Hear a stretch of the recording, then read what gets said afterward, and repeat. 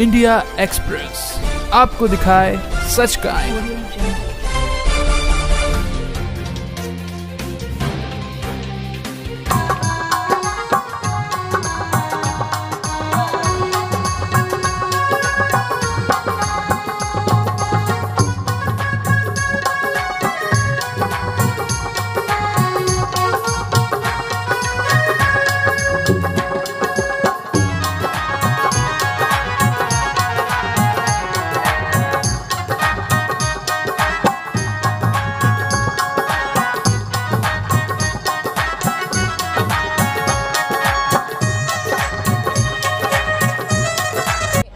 कीर्तन यात्रा निकालकर भगवत नाम का जप कर रहे हैं। तो भगवान नाम का जप चारों और सात्विकवाद फैलाता है और हमारे बापूजी ने जो आंतरिक शांति, आंतरिक ज्ञान, सत्संग का प्रसाद हमें दिया है। हम लोगों को सत साहित्य पहुंचाते हैं पढ़ने के लिए बिना मूल्य, और लोग भी शांति पाए और लोग भारतीय संस्कृति का प्रसाद पाए, आत्म शांति पाए, विश्रांति पाए और समाज में सात्विकता आए। भारतीय संस्कृति एक अमूल्य और श्रेष्ठ संस्कृति है जो पाश्चात्यकरण के अनुकरण से अभी लुप्त होती जा रही है। तो वो जगी रहे, बापूजी ने उनका झंडा उठाया है तो हम बापूजी के मार्गदर्शन में आगे बढ़ रहे हैं। लाखों करोड़ों भक्त जो है, किसी की श्रद्धा में कमी नहीं आई।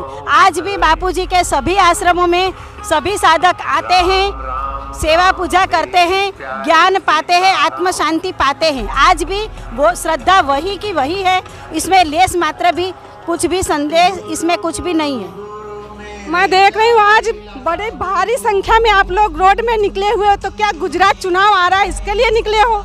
देखो, चुनाव के लिए तो हम नहीं निकले, हम तो हमारे बापूजी ने हमें जो प्रसाद दिया है ना उनको बांटने के लिए निकले हैं। और हम समाज में बताना चाहते हैं कि बापूजी 10 साल से जेल में है, लेकिन 450 आश्रमों में बापूजी की सेवा कार्य थे, सत्संग कार्य थे, अभी भी चल रहे हैं। 1500 समितियाँ चल रही है और 70,000 बाद संस्कार चल रहे हैं। अभी भी इससे ज़्यादा बापूजी की प्रेरणा से, बापूजी के संकल्प से वही सेवा कार्य, वही ज्ञान प्रचार प्रसार और वही संस्कृति की रक्षा का कार्य इतनी ही जोर शोर से चल रहा है। और जो समाज को बताने के लिए, दिखाने के लिए, और समाज आत्म जागृति, समाज भी उनसे वाकिफ हो, समाज अपने और पाश्चात्य की ओर नहीं, अपनी ओर आगे आए, अपनी शांति पाए, अपने आत्म शांति की, विश्रांति की ओर बढ़े, इसलिए घूम रहे हैं। आश्रम में क्या क्या होता है?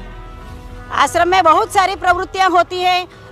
बाल संस्कार केंद्र चलते हैं, क्योंकि जो छोटे बच्चे में जो बीज डालेंगे अभी से अच्छे संस्कार के, वही आगे चल के भारत का भावी नागरिक है। तो बच्चों में अच्छे संस्कार पड़े, उस हिसाब से बाल संस्कार केंद्र चलते हैं।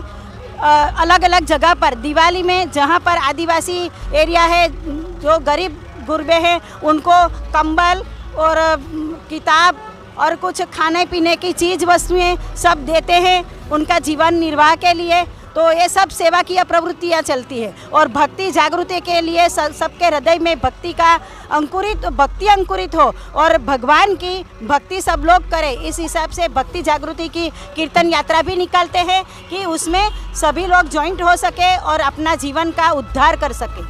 और नारी शक्ति जागृति के लिए भी महिला मंडलों की रचना की जाती है और अलग अलग समितियां अलग अलग शहरों में नारी संगठन की होकर नारी नारायणी बने और उनके गर्भस्थ संस्कार से लेकर वहाँ एक महान नारी बने, ऐसी प्रक्रिया भी होती है। दीदी, सरकार एवं न्यायपालिका से क्या मांग करोगे?